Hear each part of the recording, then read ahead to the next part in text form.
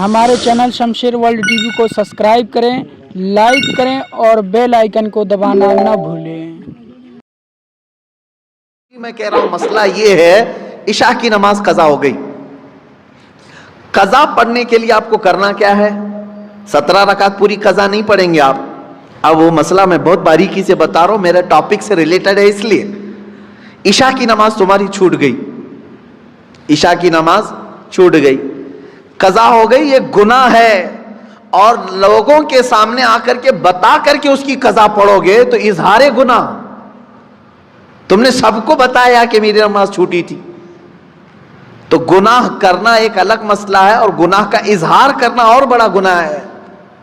तुम अगर कज़ा कर रहे हो तो छुप करके, हाँ, अपनी नफिल नमाजों के दरमियान, सुन्नत नमाजों के दरमियान अगर कज़ा पढ़ रहे हो तो कोई हरज नहीं, पढ़ सकते हो।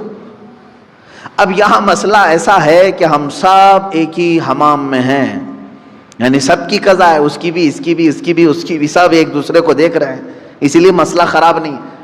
बुजुर्गान दीन पहले इस पर बहुत तंबीह करते थे, अगर कोई एक बंदा कज़ा नमाजें सबको दिखा के पढ़ रहा है तो सारे लोग उसे गिरफ्तार कर लेते, पकड़ते हैं कि तू एक गुनाह किया और सबको आकर मस्जिद में बता रहा है। तो ये पहले का यानी उन बुजुर्गों का एक तकवा था। लेकिन आज भी मैं कह रहा हूं मसला ये है, इशा की नमाज कज़ा हो गई। कज़ा पढ़ने के लिए आपको करना क्या है? 17 रकात पूरी कज़ा नहीं पढ़ेंगे आप, 4 फर्ज और 3 वितर। मसला तो यही है ना। कल की इशा की नमाज अगर किसी की छूटी, फॉर एग्जाम्पल, अल्लाह ना करे, आज वो कज़ा करने के लिए खड़ा है, तो क्या क्या नमाजें कज़ा करेगा? 4 रकात फर्ज इशा की और 3 रकात वाजिब। ये 2 नमाजें कज़ा होती हैं इशा में, यानी कुल 7 रकात। वित्र की नमाज जब पढ़ते हैं तो आपको यह भी मालूम है तीसरी रकात में क्या करना रहता है? दुआए कुनूत। हनफी जितने भी हैं पैरोकार, उनको मालूम है तीसरी रकात में जब हम खड़े होते हैं, सूरह फातिहा और सूरह पढ़ने के बाद हाथ छोड़कर फिर दोबारा तकबीर बांधते हैं और दुआए कुनूत पढ़ते हैं, है ना। आज भी ईशा की नमाज पढ़े आप तो पढ़े होंगे ना दुआए कुनूत। 3 वाजिबुल वित्र की जो नमाज है उसकी आखिरी रकात में दुआए कुनूत पढ़ा जाता है। लेकिन जब कज़ा नमाज पढ़ रहे हैं आप, कल की ईशा की कज़ा पढ़ने आए, 4 रकात फर्ज पढ़ लिया, किसी को नहीं मालूम, कज़ा पढ़ लिया आपने सुन्नत की जगह, 3 रकात वितर पढ़ रहे थे। हुक्म यह है कि दुआए कुनूत के लिए हाथ ना उठाओ, वरना देखने वाला समझ जाएगा कि ये अभी की नहीं कोई दूसरी पढ़ रहा है।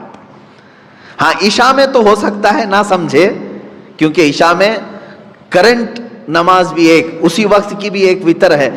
जोहर के वक्त अगर कोई ईशा की कज़ा कर रहा था तो जाहिर सी बात है तीसरी रकात में जब वो खड़ा होकर के हाथ उठाएगा तो जो देखेगा वो समझ जाएगा कि ये वितर जोहर में क्यों पढ़ रहा है, वितर जोहर में क्यों पढ़ रहा है। तो गोया कि तुमने सबको अपने गुनाह का गवाह बनाया, कल की तुम्हारी कुछ छूटी थी वो आज आकर पढ़ रहे हो। गुनाह का गवाह ना बनाओ किसी को, इजहारे गुनाह ये और बड़ा गुनाह है। ये मसला आपने समझ लिया होगा। अब अंदाजा करो, एक छूटी हुई नमाज को बंदा जब अदा करने आ रहा है तब शरीयत ने इतना हुक्म दिया है कि छुप करके करो।